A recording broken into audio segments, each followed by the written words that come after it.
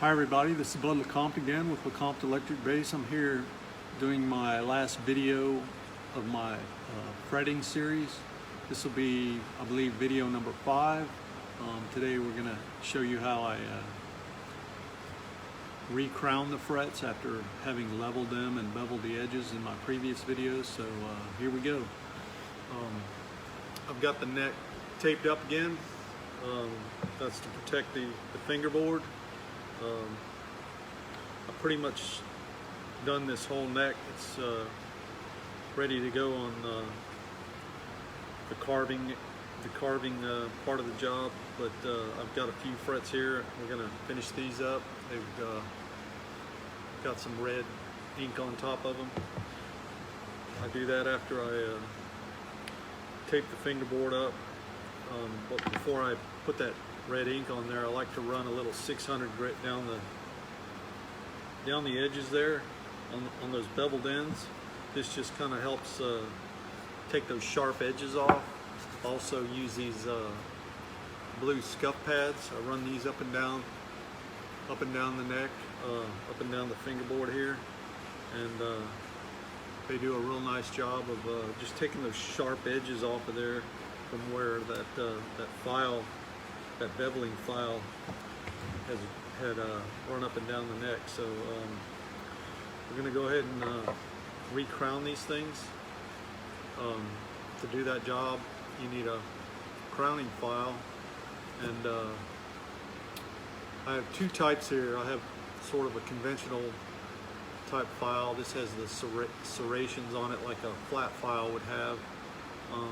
These work pretty good. They chew the frets up a little bit too much. I prefer these diamond files.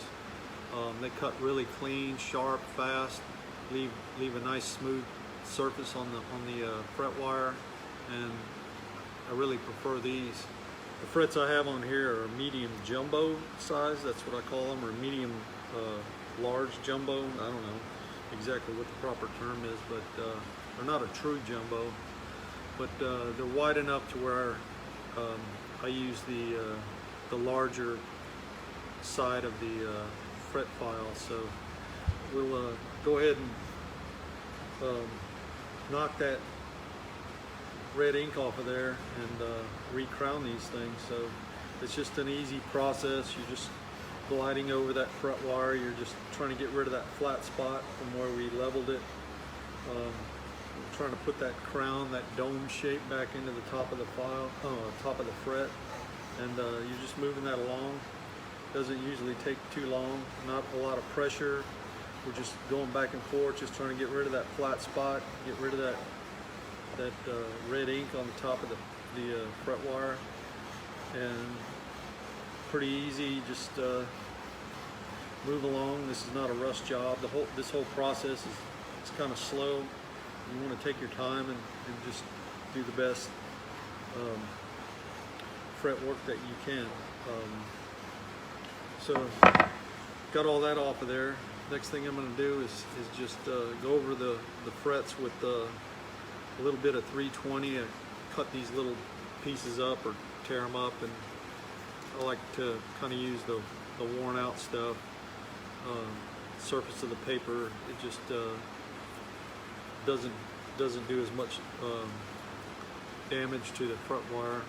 So we're just going to run this over here and just kind of a few strokes. It doesn't take much.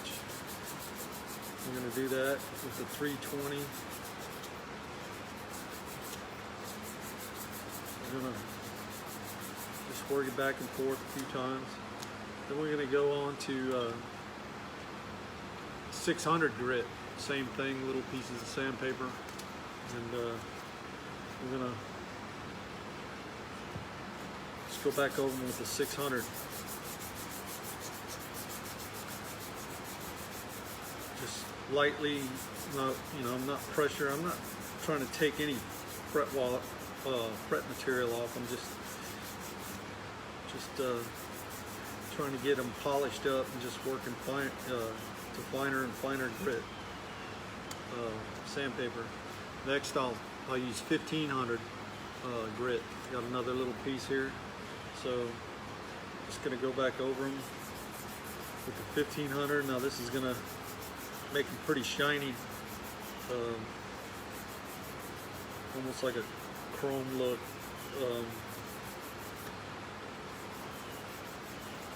Got that all right, nice and clean there, looking shiny. Gonna blow that dust off. Next thing I'll do is skip to this tool. This is a fret rocker. This is like the coolest little thing, and it's essential. It helps you find your high spots in the frets. Right? It's got different length sides on there, and that's so you can use it on the low end of the neck, and then you can flip it over onto the high end. And because what you're doing is you're rocking this thing back and forth across 3 frets, and you're just looking for a high spot. And when you rest it on the frets like that, and you're moving it, as you're moving it along, you're kind of rocking it back and forth, and you're just looking for high spots. That was real smooth. I don't feel anything there. It's just gliding across those 3 frets, really easy. Okay, I don't know if you can hear that ticking, but I got a little high spot right here. So I'm gonna mark it so I know where it is. And I'm moving down this fret. It's a little bit longer. I'm moving down along this fret, and I got another one on the end. Usually you'll find that these high spots are closer to the ends. Sometimes you'll have an entire fret that's high. This next one is really smooth. I don't feel anything there. Again, I'm rocking this thing back and forth just slightly, ever so slightly, and back and forth, and trying to make this thing rock. I got another. This one's like super tiny right on the end of that fret. You got a little high spot there. So what I'm going to do is I'm going to go back over these frets. I want to check that again. I might hit this with the file. This one's a little bit high, on the high side, so I'm going to hit it with that file. Check it. That's still a little bit high. Check this other end. Hit that. And I'm going to go back over it with the 320.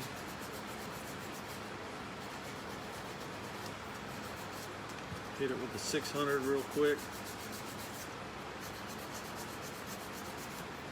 Give it a little wipe. Okay, I'm still high there.